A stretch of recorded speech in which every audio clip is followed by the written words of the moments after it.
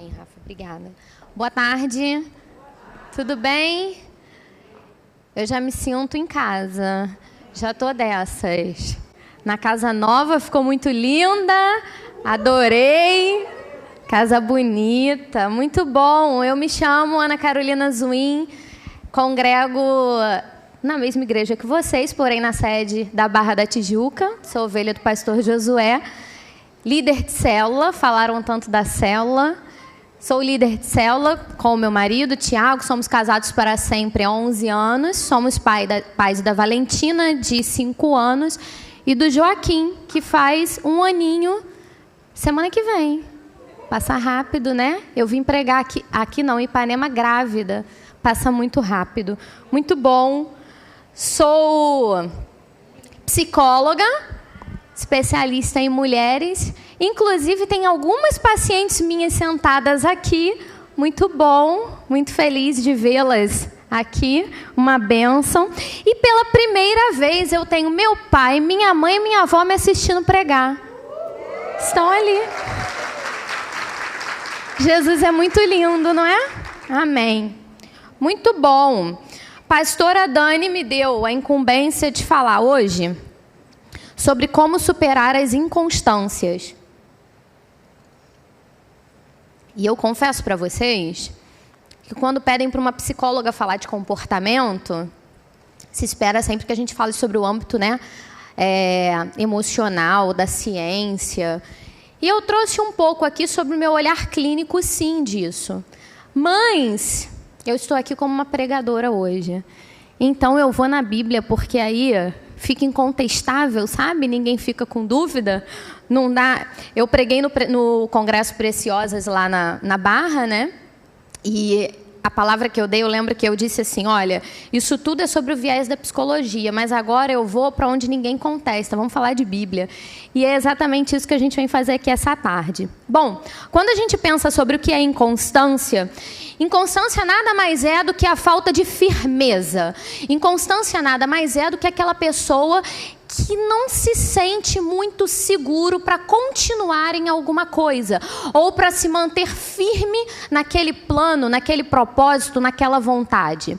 Sabe aquela pessoa que sempre começa alguma coisa e não consegue terminar? Aquela pessoa que tem muita vontade de fazer algo, que começa a fazer, mas que não consegue concluir.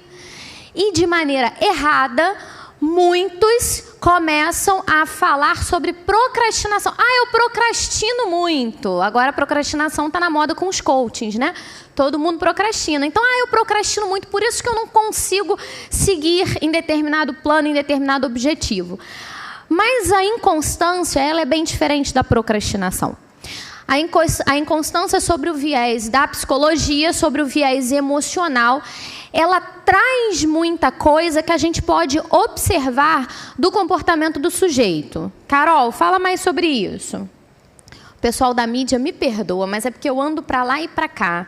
Vocês não viram nada ainda, tá? Fica comigo, tá tudo bem. E aí, a gente começa a entender, sobre o ponto de vista das emoções, algumas características que assolam as pessoas que têm esse comportamento do começar e não terminar. Do vou, mas estou um pouco inseguro se é isso mesmo. Sabe aquela coisa? Vim para o culto, fiquei muito emocionada, agora eu vou viver para Jesus. Na quarta-feira, a segunda, né, Deus, é isso, Deus falando. Na quarta-feira, quando o marido aborrece, ou quando o chefe te irrita, tu já esqueceu toda a emoção do domingo, sabe? Então é mais ou menos isso. E o que está ligado, sob o ponto de vista emocional, para que essa inconstância seja algo que assole tanto a minha vida? Eu listei algumas coisas e vou começar falando sobre a baixa tolerância ao erro. O nível de autocobrança exagerado. Sabe aquela pessoa? Não, se for para fazer tem que ser perfeito, senão eu não faço. Se for para eu começar, tem que ser perfeito, senão eu não vou fazer. Deixa eu falar uma coisa para você. O feito é melhor do que o... Vocês estão aí? Tá tudo bem? Eu estou muito velha em falar isso, então vamos lá. O feito é melhor do que o perfeito. Não vou falar que eu estou velha hoje, pai, porque senão você vai ficar arrasado, né? Então tá bom. Você também, né, mãe? De Xuxa pra cá. Então tá. Então, o feito é melhor do que o perfeito. O que eu quero dizer com isso? Aquelas pessoas que têm um nível de autocriticidade muito elevado. E com isso, elas começam a falar o seguinte: não, eu sou muito perfeccionista. Talvez você não seja muito perfeccionista. Talvez o que você tem é medo da crítica alheia. Então, você se esconde atrás do teu perfeccionismo para dizer o seguinte: se eu fizer, vão me julgar. Se me julgar, eu não estou afim de ficar nessa posição, então eu não vou fazer. A gente precisa perceber se você não está se escondendo atrás dessa autocrítica da perfeição porque você tem medo do julgamento do outro. Porque você não se sente segura, mais uma questão emocional, você não tem segurança suficiente para tomar as rédeas do que precisa ser feito na sua vida. Eu não vou entrar nesse detalhe de onde provém todas essas inseguranças, porque a gente falaria de muitos filtros, de muitas questões talvez da infância ou de outras N situações que possam ter acontecido na sua vida. Mas o fato é, essa inconstância, vou começar, mas não sei se eu vou. Começo, mas não termino. Ela está muito ligada à autocrítica, ao que os outros vão pensar de você. A sua falta de capacidade de esquecer um pouquinho do que as pessoas vão pensar e vou sim me propor a concluir esse projeto. Eu não sou tão preparado para isso, então eu acho melhor eu não me expor dessa forma. Isso não diz sobre o teu medo de dar errado apenas, isso diz também sobre a tua preocupação do que os outros vão pensar caso não dê certo. Isso é um dos motivos. A preocupação exagerada com a opinião dos outros, ela está muito ligada à aceitação. O que é isso, Carol? Sua insegurança em excesso, a sua culpa em excesso e a sua baixa autoestima. Sabe aquela coisa? Aconteceu alguma coisa errada no louvor. Fui eu, a culpa é minha, porque a culpa é sempre minha. Eu já me coloco nesse lugar de culpado, porque eu já penso que eu vou evitar ali quem me acuse. Então eu já me coloco no lugar da culpa. Insegurança, sempre tem quem faça melhor, sempre tem quem faça mais do que eu. Eu ouvi a minha vida inteira, por exemplo, dos meus pais dizendo: nossa, ela é assim mesmo, ela sempre teve as limitações, mas não tem problema não, o papai vai fazer por ela, a mamãe vai fazer por ela, só que essa criança fica adulta. E quando ela fica adulta e precisa exercer esse papel, ela não tem segurança para fazer. Ou ainda, você casa com um marido e esse marido ele tem uma configuração familiar muito rígida, então mulher não tem voz ativa. Não, a opinião dela não importa, ela não sabe nada de finanças, por que ela vai abrir a boca agora para falar sobre as finanças da casa? E você vai entendendo que o teu papel ali não é um papel importante, não é um papel significativo. O que as pessoas não percebem é que essas limitações, essas inseguranças, esses aprisionamentos que vão nos colocando, isso acaba por fragilizar a nossa consciência e as nossas atitudes, as nossas emoções em vários campos da nossa vida. Então, nem sempre o nosso excesso de zelo por quem a gente ama é uma ajuda, mas sim uma prisão. E aí, lá na frente, aquele excesso de zelo, ao invés de cuidar, ao invés de blindar, nada mais faz do que constrói sujeitos inseguros. E pessoas inseguras são pessoas inconstantes. A gente precisa entender que as linguagens do amor, a maneira como a gente ama o outro, elas são múltiplas, mas que muitas delas nós aprendemos a nossa vida inteira, mas em um dado momento que a gente recebe uma informação como essa, a gente começa a precisar refletir melhor sobre o que a gente está dizendo, sobre o que a gente está fazendo e até a maneira como a gente está amando o outro. Amém? Todo mundo comigo? Outra coisa que nos atrapalha muito em relação à inconstância somos nós mesmos, o nosso autossabotador.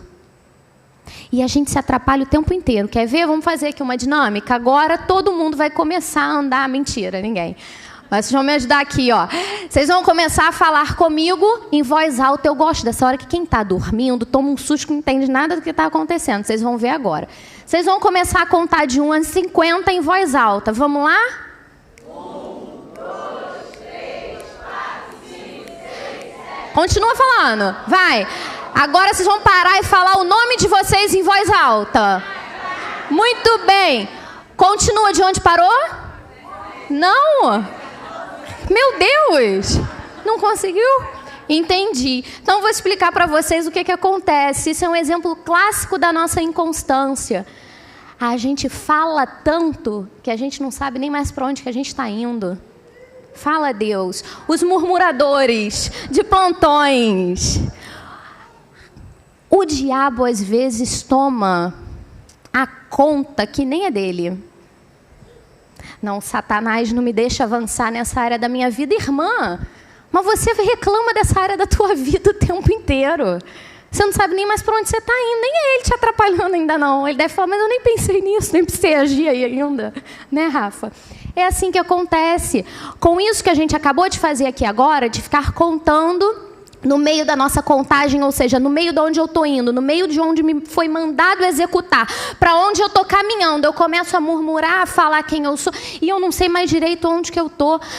Para conseguirmos sair do nosso estado de inconstância, nós precisamos ter foco, nós precisamos ter direção, a gente precisa entender para onde a gente está indo, é para lá que eu tenho que ir, então é ali que eu vou. A minha murmuração, a minha reclamação, a minha insegurança, o meu medo, a minha culpa, ele só começa a ser minimizado quando eu entendo para onde eu tenho que ir. É assim que acontece. Só que eu vou ser um pouco mais provocativa. Para onde que eu tenho que ir mesmo? Para onde que eu estou andando? Eu estou andando para restaurar o meu casamento? Eu estou andando para prosperidade financeira? Eu estou andando para minha cura emocional? Para onde que eu estou andando? Primeiro, tem que saber para onde eu estou indo. Muitos lugares nos são oferecidos, muitas coisas nos são propostas, muitos ambientes parecem ser favoráveis, muitos convites parecem ser sedutores. Para onde você está indo? Primeiro, você precisa saber para onde você está indo. Se você pegar seu carro agora e colocar no Waze, que você precisa ir para algum determinado destino, a primeira coisa que a simpática moça do GPS vai te perguntar é: qual é o endereço? Ela precisa saber qual é o endereço para te dar a direção. E é exatamente assim que acontece na nossa vida. Muitos endereços nos são propostos. A moça do Waze também. Geralmente ela dá 3 rotas. Uma mais rápida, uma nem tanto. Uma com pedágio, uma sem pedágio. E aí, Carol?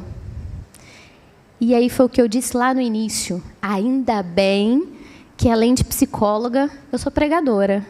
E nós vamos lá para o livro de Reis, 1 Reis, para falar sobre um profeta chamado Eliseu. E está em 1 Reis.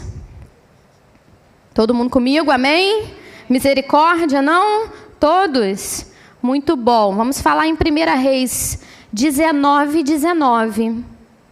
O chamado de Eliseu.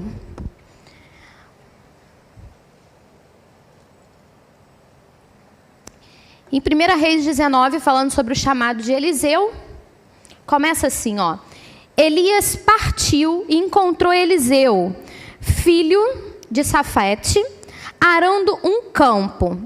Havia 12 parelhas de bois no campo, e Eliseu arava com a última parelha. Elias se aproximou de Eliseu, lançou sua capa sobre os ombros dele e continuou a caminhar. Eliseu deixou os bois ali, correu atrás de Elias e disse: primeiro deixe-me dar um beijo de despedida no meu pai e na minha mãe, e então eu seguirei. Elias respondeu: pode voltar, mas pense no que eu lhe fiz. Eliseu voltou para sua parelha de bois, os matou, usou a madeira do arado para fazer o fogo, assar a carne e distribuiu a carne para o povo da cidade. E todos eles comeram e então partiu com Elias como seu ajudante. Amém. Eliseu foi um exemplo de constância.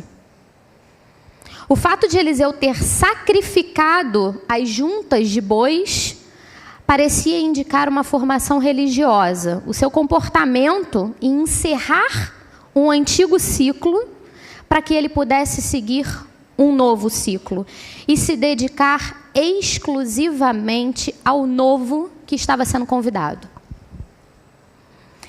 Eliseu foi um dos maiores profetas do Antigo Testamento, que está lá por volta de 9 a.C. E se a gente pega desde o chamado de Eliseu, o livro de 1 Reis e 2 Reis fala sobre Eliseu. Se olharmos sobre a vida de Eliseu, nós vamos ver que ele teve mais ou menos 50 anos de ministério. Desde o chamado até tudo o que aconteceu na vida de Eliseu. O ponto é o seguinte, Eliseu não estava desocupado, Eliseu não estava narrando um problema, chorando, murmurando. Eliseu não estava passando por uma situação difícil, pelo contrário, não se fala muito sobre a família de Eliseu na Bíblia, mas ele estava arando com 12 parelhas de bois. Tinha uma estrutura ali, tinha um negócio acontecendo. Não era pouco. Talvez eu possa me arriscar a dizer que ele estava até próspero. Mas quando o profeta Elias passa por Eliseu, e o Senhor já tinha dado a Elias, no monte, em oração, o direcionamento para chamar Eliseu, quando o profeta Elias passa por Eliseu, ele tira a capa e passa a capa nele. Em algumas versões joga a capa nele, em outras versões coloca a capa ao seu entorno. Fato é o seguinte, estou te chamando para ir comigo. Bora? É isso. 2 pontos importantes. Primeiro, para que a gente consiga entender esse tal caminho, fazendo o link do que eu comecei a falar antes da palavra, você precisa estar ligado ao que o Senhor quer para você. Você precisa estar ligado ao direcionamento que o Senhor quer para a sua vida. Muitas vezes a nossa vaidade escolhe os nossos caminhos e a gente submete a Deus e fala, resolve. Deus não tem compromisso nenhum com a nossa vaidade.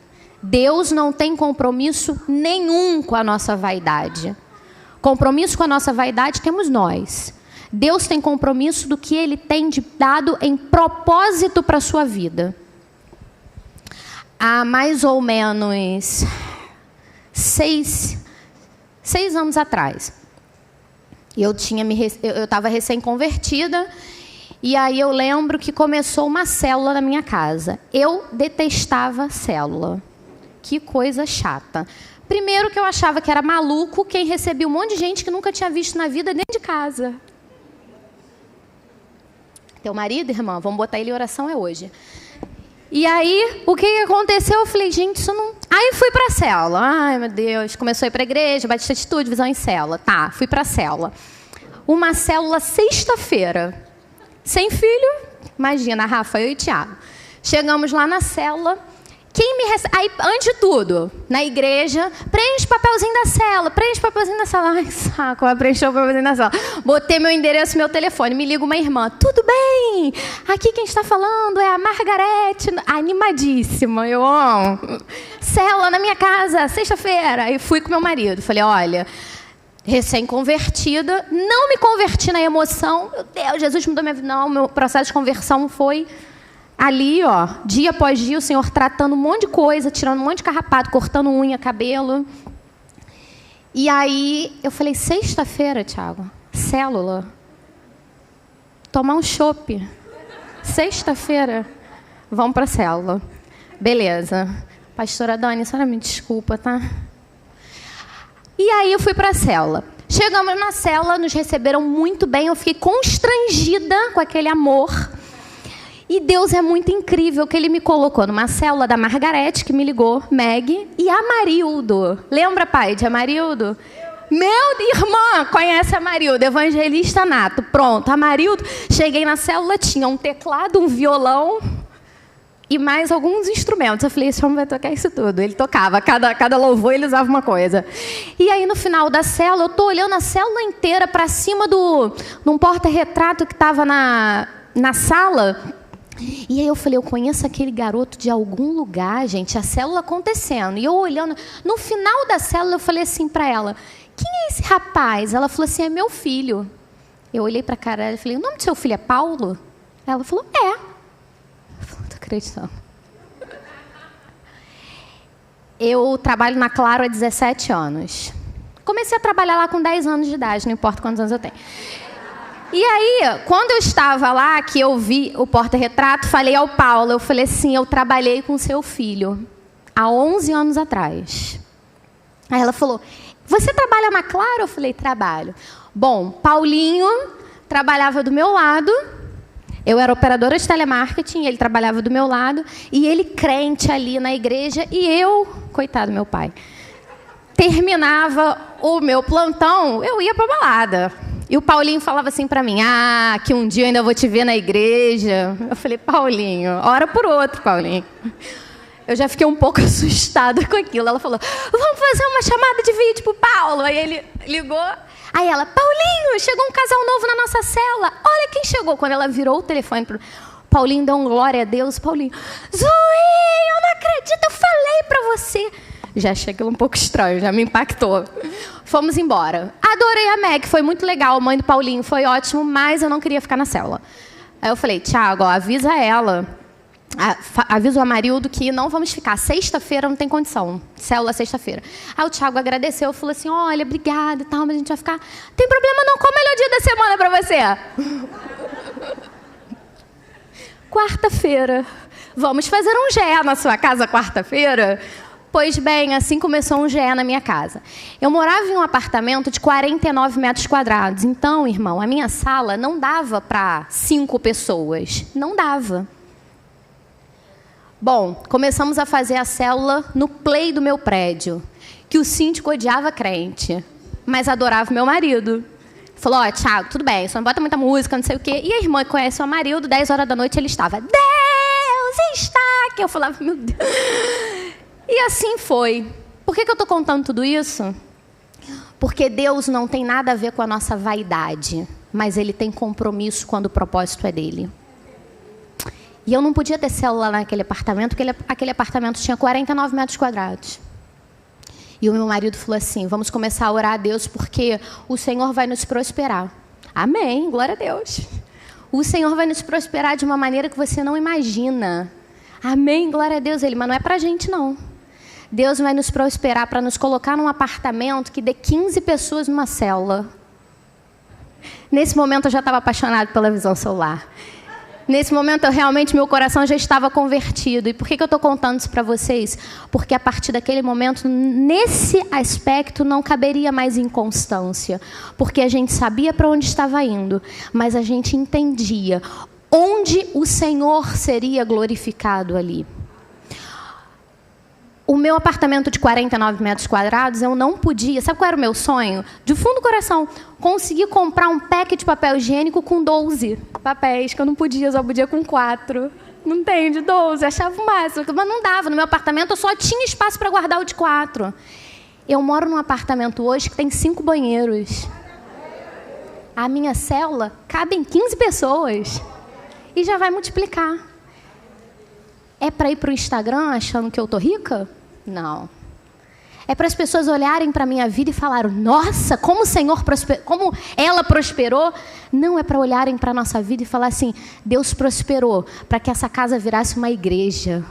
Deus prosperou para que esse homem fosse um homem que bancasse missões. Aí Deus está no negócio. Não com a nossa vaidade, mas com o propósito dele naquilo ali. E quando a gente entende qual é o propósito do Senhor naquele negócio, todas as nossas inconstâncias, o medo, o senso de crítica, a culpa, a nossa incapacidade, a gente começa a conseguir superar. Porque a gente pensa assim, eu sei por que eu vou fazer isso aqui, eu sei por que o Senhor vai me levantar dessa forma, eu sei para onde eu estou indo, tem um propósito dele naquele negócio.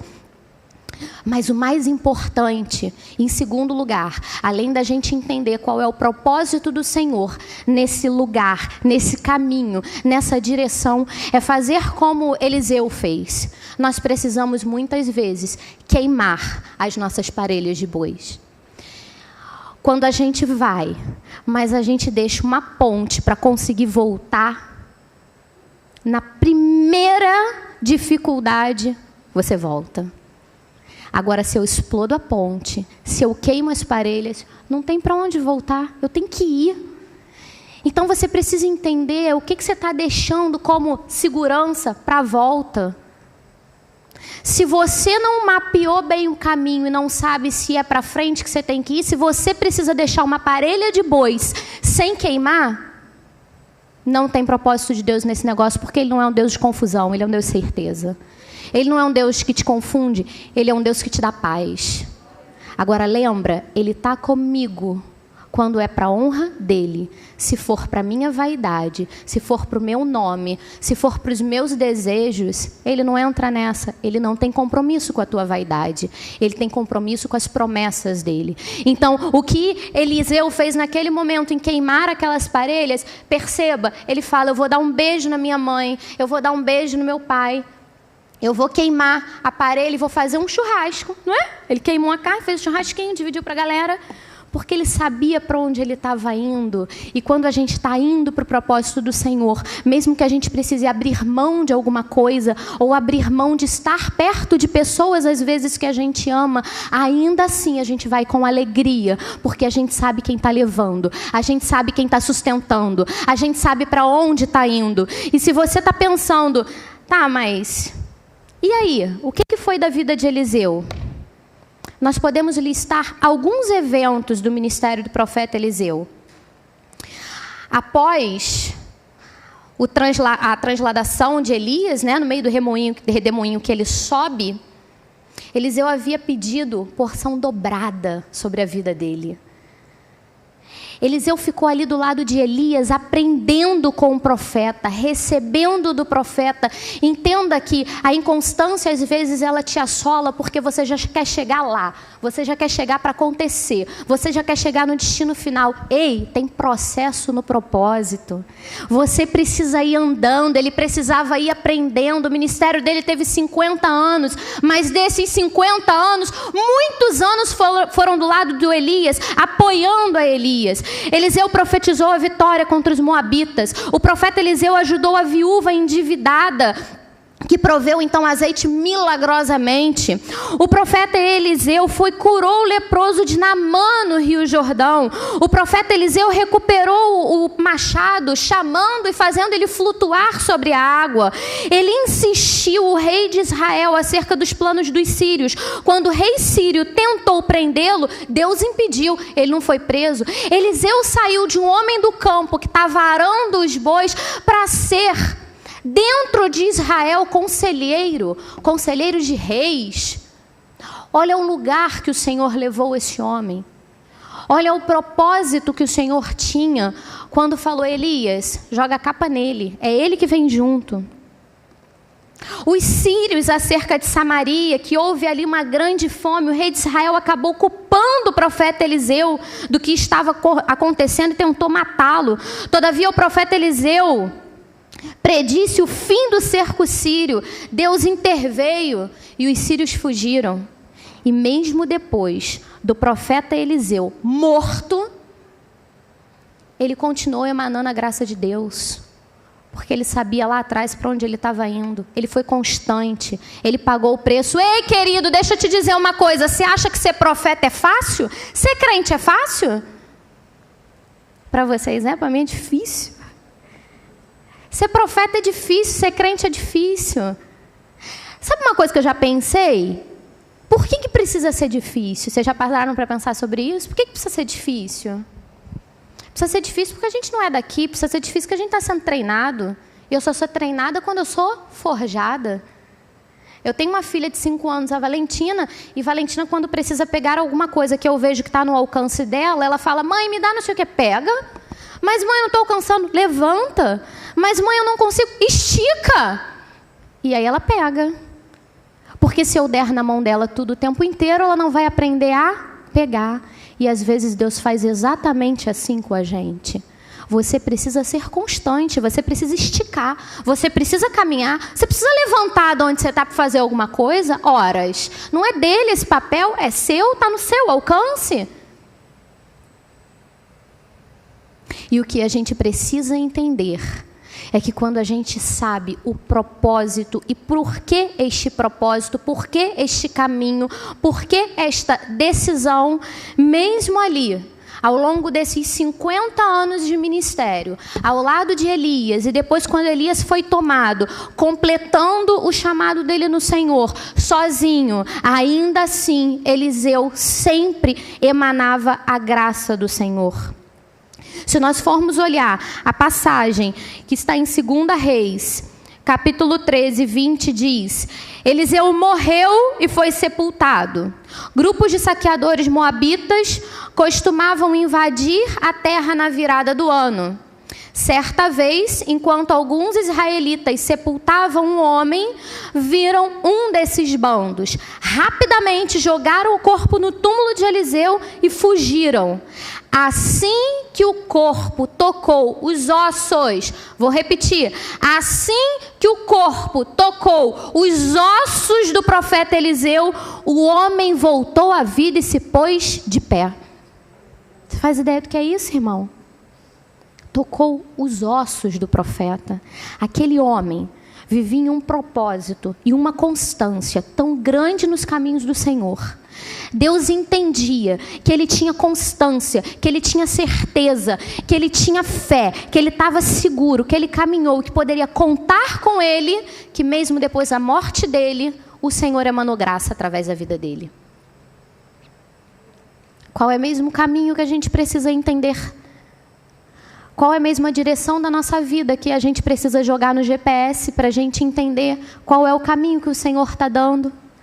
Quais são mesmo as circunstâncias que a gente precisa minimizar para entender que quando eu faço isso, a minha insegurança, a minha culpa, os meus medos, eles começam não a sumir, mas a serem tratados.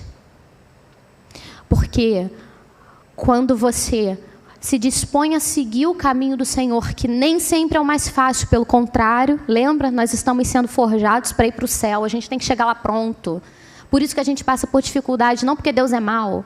Por que que um ímpio prospera? Por que que ele que não acredita no Senhor, por que que ele não dá dízimo e ele está prosperando? Vai prosperar. Só que ai dele se não estiver sendo tratado. Por que que a vida dele está dando certo? Por que que a vida dela dá certo? E a minha não dá? E para mim está... Ele está sendo tratado? Ele precisa ser tratado? Então lembra da dinâmica? Cuidado com o que você está falando, o que você está contestando, que está te atrapalhando no caminho. E o Senhor tem a direção para te dar, o norte para te levar. E você pode estar se distraindo no meio desse lugar. Eu vou pedir para a equipe do louvor me ajudar aqui agora. O que o Senhor vem trazer para a gente nessa tarde sobre inconstâncias é olhar, filha, eu sei que tem culpa. Filha, eu sei que tem insegurança.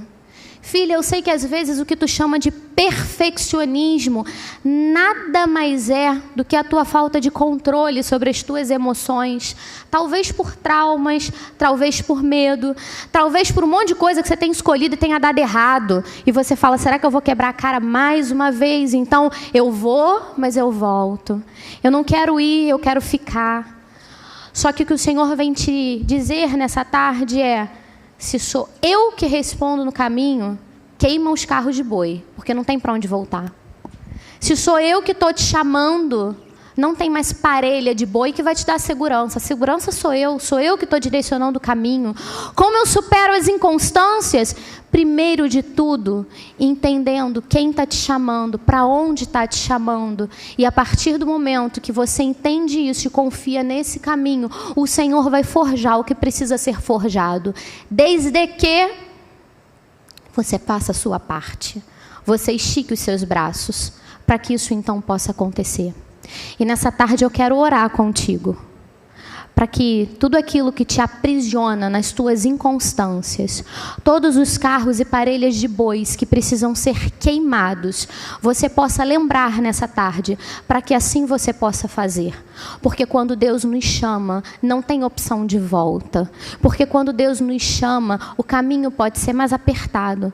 Podem até tentar nos matar, como tentaram com o profeta Eliseu, mas ele sabia que naquele momento que Elias joga o manto, é um chamado do Senhor.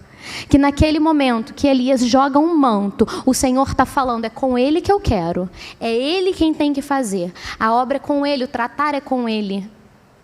Se você se acha pequeno, se você se acha incapaz, queima as parelhas de boi e faz prova com ele.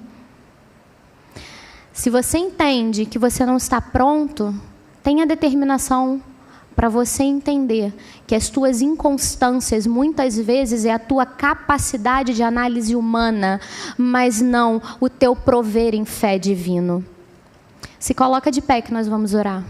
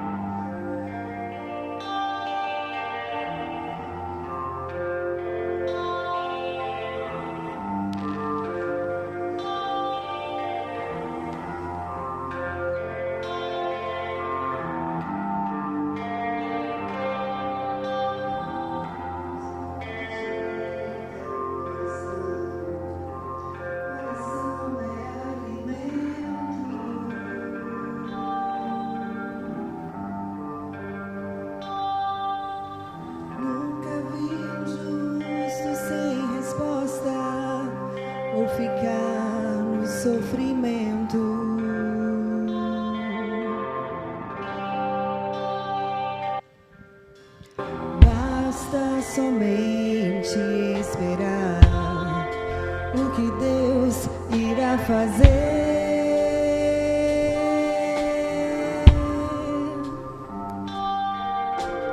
Quando Ele estende suas mãos, é a hora de vencer. Então louve, simplesmente louve. Chorando, louve. Precisando, louve. Tá sofrendo, louve. Não importa, louve. Teu louvor invade o céu. Deus vai na frente, abrindo caminho, quebrando as correntes, tirando os espinhos. Ordena os anjos pra contigo lutar. Ele abre a porta pra ninguém mais fechar. Ele trabalha pra o que nele confia. Caminha contigo de noite ou de dia. Ergue as suas mãos, sua bênção chegou. Comece a cantar com muito louvor, com muito louvor, com muito louvor, com muito louvor. Oh, aleluia! Eu vou pedir às irmãs da equipe de intercessão para me ajudar aqui na frente agora. Deus Pai Todo-Poderoso, Senhor, nós invocamos o Teu santo nome nessa tarde, Pai, porque nós temos certeza, Deus, que mulheres estão aqui nesta tarde se colocando aos Teus pés, Senhor, dizendo: Pai, eu não quero mais ir e voltar. Pai, eu não quero mais não saber para onde eu estou indo direito. Pai, eu não quero mais ir porque estão dizendo que é para lá ou porque estão dizendo que é para cá. Senhor, eu quero ter intimidade contigo para que Tu me digas qual é a direção, para que eu tome coragem, Senhor, de queimar as minhas parelhas e bois, Senhor, para que eu tome coragem, Senhor, de tomar, Pai, nas mãos esse fardo, Pai, e ir, e seguir, e entender, Senhor, que durante os anos, Pai, que estão a vir, Deus, Tu vai honrar, Pai, Tu vai fazer, Senhor, Tu vai derramar, Senhor, se é um casamento que precisa ser restaurado, Senhor, se é uma vida que precisa prosperar, Senhor, se é uma doença que precisa findar, porque vai começar um processo de cura, Deus, eu não sei o que é, Pai, mas Tu sabes o que Tu vens tratar com elas nessa tarde. Deus, que em nome de Jesus, Pai, essas mulheres ao saírem do lugar delas e virem até aqui na frente, Senhor, elas estejam dando ordem ao mundo espiritual. Elas estejam, Senhor, travando batalhas, Pai. Elas estejam, Senhor, repreendendo, Deus, toda e qualquer arma forjada por Satanás, Deus. Que o diabo, Senhor, consiga enxergar essas mulheres, essas famílias, Senhor, como pessoas que foram levantadas por Ti. Que assim como Elias joga o manto e essas mulheres vêm até a frente, andando, caminhando, dizendo: eu vou queimar as minhas parelhas de bois. É pra lá que eu vou, é pra lá que eu vou, é pra lá que eu vou. Saia do seu lugar e venha entregar as tuas parelhas de bois que precisam ser queimadas. Venha até o altar do Senhor, venha orar com fé e venha, porque o Deus de Israel, aquele que é fiel para cumprir, aquele que emana fogo do céu, aquele que queima, aquele que faz, aquele que muda, em nome de Jesus, Ele tem nesta tarde um tratar contigo, em nome de Jesus.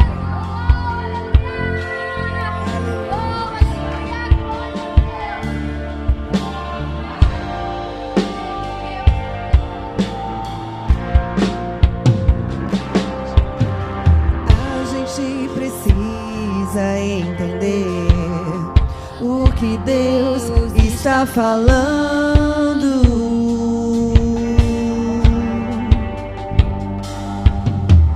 Quando Ele fica em silêncio, é porque está trabalhando.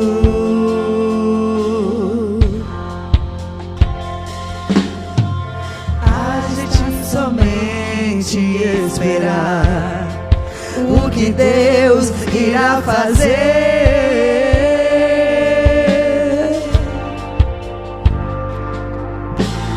Quando Ele estende suas mãos, é a hora de vencer. Então louve, simplesmente louve. Tá sofrendo, louve. Precisando, louve.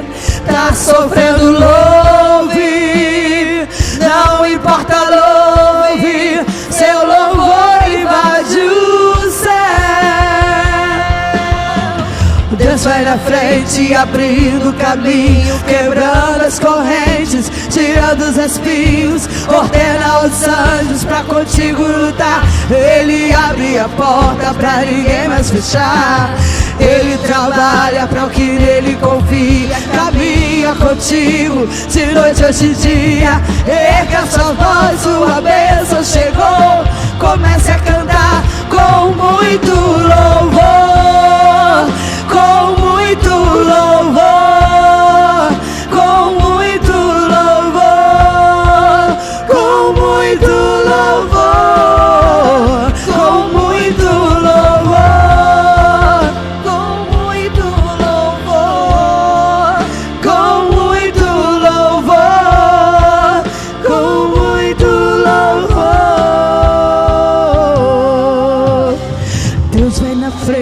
Abrindo caminho, quebrando as correntes, tirando os espinhos, ordena os anjos pra contigo lutar.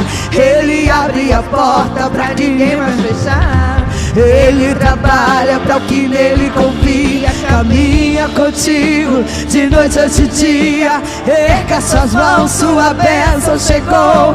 Comece a cantar com muito louvor, com muito louvor, com muito louvor, com muito louvor, com muito louvor, com muito louvor, com muito louvor, com muito louvor, com muito louvor, com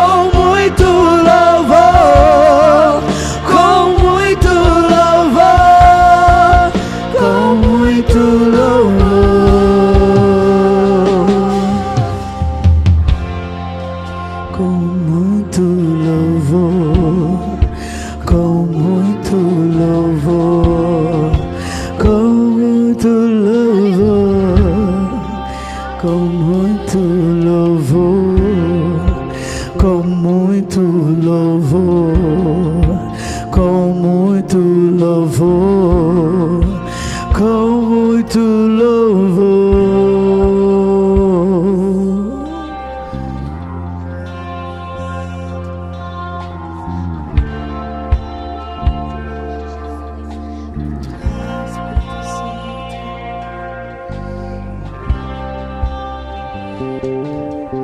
Quem é o homem que teve o poder de andar sobre o mar?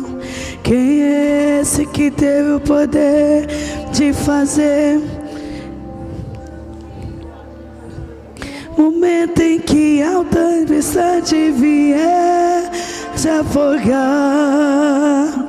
ele vem e manda acalmar. Quem é esse que teve o poder de fazer Israel caminhar por entre as águas do Mar Vermelho? Fez caminho no meio do mar para o povo de Israel passar. Do outro lado, com os pés enxutos, puderam cantar o hino da vitória. Quando estiver frente ao mar e não puder atravessar, chame esse homem com fé, só ele abre o mar. Não tenha medo, irmão, se atrás vem Faraó, Deus vai te atravessar e você vai entoar o hino da vitória. Toda vez que o Mar Vermelho tiver que passar, chame logo esse homem para te ajudar. É nas horas mais difíceis que ele mais te vê. Pode chamar esse homem, ele tem poder. Se passares pelo fogo não vai te queimar, se nas águas tu passares não vão te afogar. Faça como Israel que o mar atravessou, e no nome do Senhor o hino de vitória. Do outro lado cantou, quando estiver frente ao e não puder atravessar, chame esse homem com fé, só ele abre o mar.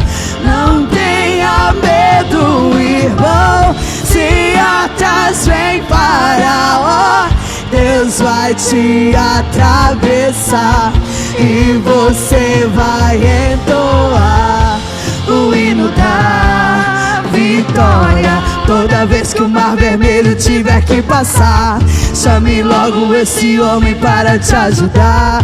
É nas horas mais difíceis que ele mais te vê. Pode chamar esse nome, ele tem poder. Se passares pelo fogo não vão te queimar, se nas águas tu passares não vão te afogar. Faça como Israel que o mar atravessou, e no nome do Senhor o hino de vitória. Do outro lado cantou,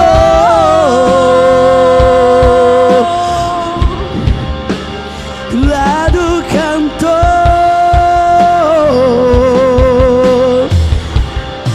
do outro lado cantou. Aleluia. Aleluia. Aleluia. Glória a Deus. Senhor seja louvado.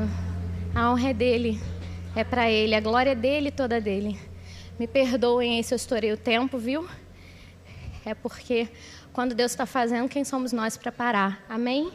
Muito obrigada, eu espero que o Senhor abençoe tremendamente a sua vida. Que o Senhor tenha tratado no íntimo com você hoje. Que amanhã você não lembre nem o meu nome, meu rosto, não tem problema. Mas que você nunca venha esquecer o tratar que o Senhor fez essa tarde com você. Deus abençoe.